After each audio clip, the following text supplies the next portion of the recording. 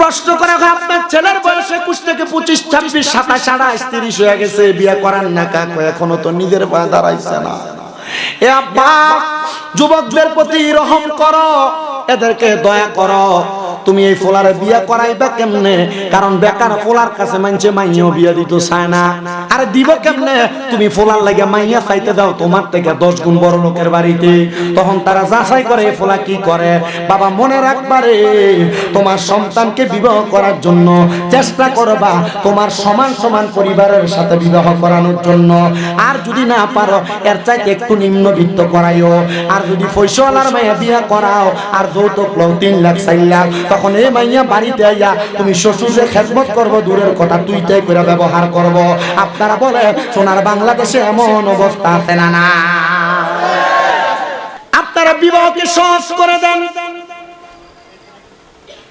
যৌতুক নেওয়া যেমন অপরাধ, অধিক মুখরানা নেওয়া তেমন অপরাধ। ফোলা মাসে কামাই করে 15,000 টাকা, তার বিয়ার মোহরানা বানাই 5 লাখ টাকা। যদি জিগায় এত লাখ টাকা মোহরানা কেন? ভবিষ্যতে যদি কোনো সমস্যা হয়ে যায় তার ভরণ পোষণের জন্য, তা আপনার বিসমিল্লাহতে গলত নিয়ত বালানা, সমস্যার কথা অনেক মানছে কি বিয়ে করে সমস্যা করবার লাগা।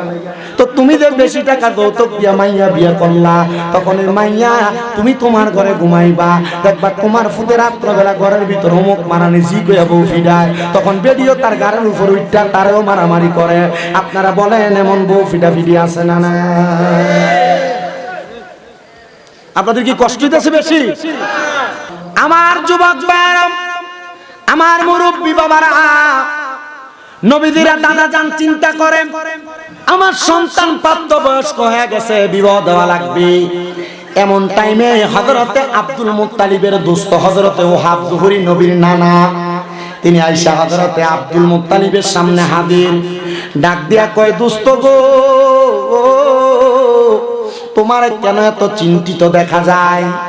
আব্দুল মুত্তালিব বলেন, ও বন্ধু ওহাব জুহরি, আমি চিন্তিত একটা মাত্র কারণ, আমার সন্তান আব্দুল্লাহ প্রাপ্তবয়স্ক হয়ে গেছে। মক্কার সুন্দরী সুন্দরী মহিলারা, মাইয়ারা আমার সন্তান আব্দুল্লাহর বড় জ্বালায়, বড় বিবাহ করার জন্য দৃষ্টান্ত দেয়। আমি আমার সন্তানের জন্য একটা আবেদা কন্যা চাই। ওহাব জুহরি বলে, দোস্ত, যদি মনে কষ্ট না নেন তাহলে আমার কন্যা আমিনার সঙ্গে আপনার সন্তান আব্দুল্লাহর বিবাহ দিতে চাই। রাজি হয়ে গেছে, সুন্দর বিবাহের ইন্তজাম হয়ে গেছে। খাজা আব্দুল্লাহর বিবাহ মা আমিনার সঙ্গে সুন্দরভাবে বিবাহ সম্পাদন। নবীর আব্বা এবং নবীর আম্মা যান, তারা দুইজন বাসর ঘরের মধ্যে প্রবেশ করলেন। দুইজনে 2 রাকাত আল্লাহ তাআলার শুকরিয়া তার নামাজ পড়ছে। এ আব্বুজিরা, পুরুষ মানুষ, মহিলা মানুষ, মাইয়া মানুষ যখন বিবাহ হয়, হওয়ার পরে তাদেরকে বাসর ঘরে ঢুকায়া 2 রাকাত নামাজ পড়ায়া দেয়। এটা কোনো সাধারণ নামাজ না, এটা তোমার একটা দুনিয়ার সবচাইতে শ্রেষ্ঠ কাজ শুরু করার আগে এটা তোমার জন্য একটা বরকতওয়ালা নামাজ।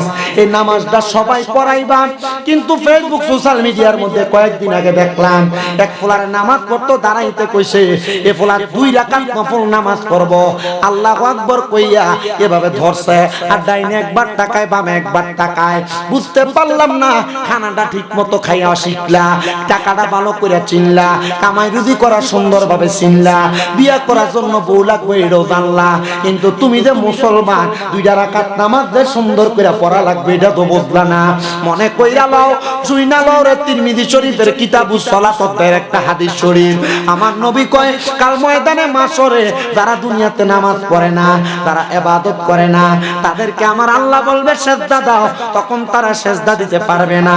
বলে কারণ কি ইয়া রাসূলুল্লাহ? নবী গো, আমার নবী বলেন তাদের পিঠ থেকে মাজা পর্যন্ত সীসা দ্বারা ঢালাই করে দেওয়া হবে, তখন তারা চেষ্টা করলেও রুকু দিতে পারবে না, চেষ্টা করলেও সিজদা দিতে পারবে না।